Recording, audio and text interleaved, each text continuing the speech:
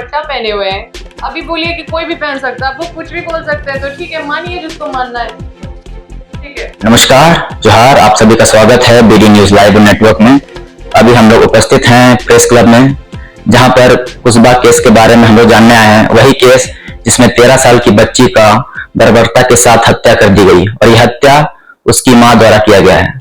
और इसी केस में पूर्व विधायक अंबा प्रसाद द्वारा प्रेस वार्ता आयोजित किया गया है। तो आइए हम उन्हीं से जानते हैं कि उनका इस बारे में क्या कहना है। आदरणीय डीजीपी मैडम तदाशा मिश्रा जी, जो आपके द्वारा पुलिस अधीक्षक कार्यालय में 1/4/2026 को आपके निर्देशानुसार जो प्रेस कॉन्फ्रेंस करवाया गया था या प्रेस रिलीज जारी कराया गया था, कुसुम्बा और विशुनगर के उस बच्ची के जघन्य अपराध जिसने किया था उसका उद्भेदन के रूप में, उस प्रेस विज्ञप्ति को जब पढ़ते हैं तो झारखंड पुलिस के काबिलियत पे हंसू या रो समझ में नहीं आता। ये जो भक्ताएं हैं उसको पीड़िता की मां को बोली, मृतिका की मां को बोली कि अष्टमी के रात 9 बजे के बाद शुभ मुहूर्त है बलि देने का। तो अष्टमी के रात को 9 बजे के बाद बलि देने का शुभ मुहूर्त है और उसी की तैयारी में सब यही हुआ है। तो आप देखिए कि अष्टमी से पहले ही बलि हो गया। अष्टमी तो 24 तारीख की रात को अष्टमी तो नहीं था, सबको जानते हैं। तो ये शुभ मुहूर्त के पहले ही बलि हो गया, तो आपका ये शुभ मुहूर्त वाला कहानी भी फेल हो गया। फिर तो यहाँ पे ये कहानी का कोई मतलब नहीं बनता है। अब ये तो बड़ा अजीब नहीं लग रहा आप लोग को कि शुभ मुहूर्त तो बड़ा गड़बड़ा गया है, तो बड़ा ही अशुभ मुहूर्त में बलि हो गया भाई।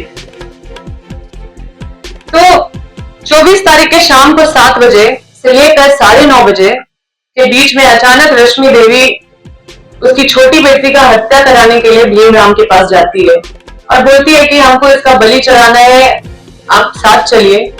और वो राजी भी हो जाता है और साथ में चला जाता है भक्ताइन के घर।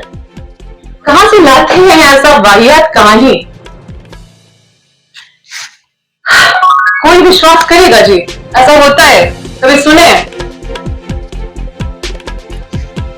आजकल खाने का मतलब दावत भी अगर किसी को देंगे ना तो अनजान के घर कोई जाता भी नहीं है खाना खाने के लिए।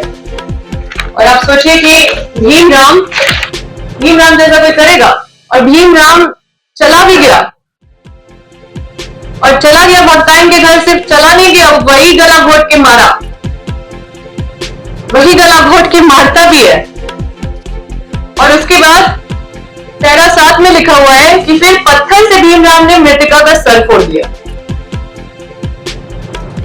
ये चंदा मामा का कहानी सुन के लगता है कि डीजीपी मैडम के साथ साथ जितने भी उनके टीम के लोग हैं, जितने भी सब कांस्टेबल से भी निचले दर्जा का उनको ज्ञान है। क्यों पद में बैठे हुए हैं? छोड़ दीजिए ना। अच्छा, इनकी कहानी आप पढ़िएगा तो भक्ताइन के घर में ही इनकी कहानी खत्म हो गई। लाश जिस जगह पे मिली, लाश को जहां पे पाया गया, वहां तक इनकी कहानी गई ही नहीं। तो वहां तक तो कहानी पहुंचाना चाहिए था ना। जिस जगह पे उस बच्ची का लाश मिला, उस जगह पे तो वहां तक तो कहानी पहुंचाना चाहिए था। अब आते हैं भीमराम प्रसंग पे। कौन है भीमराम? ये लोग तो छुपाए हैं। क्यों छुपाए होंगे? सोचिए जरा क्या कर रहे हैं। ये सारा पूरा प्रकरण से आप लोग समझ सकते हैं। तो मैं बताती हूँ कौन है भीमराम।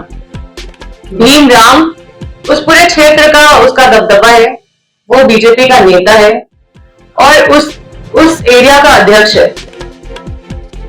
और इसका और रेशमी देवी के बीच का माजरा भी वहां के लोग जानते हैं।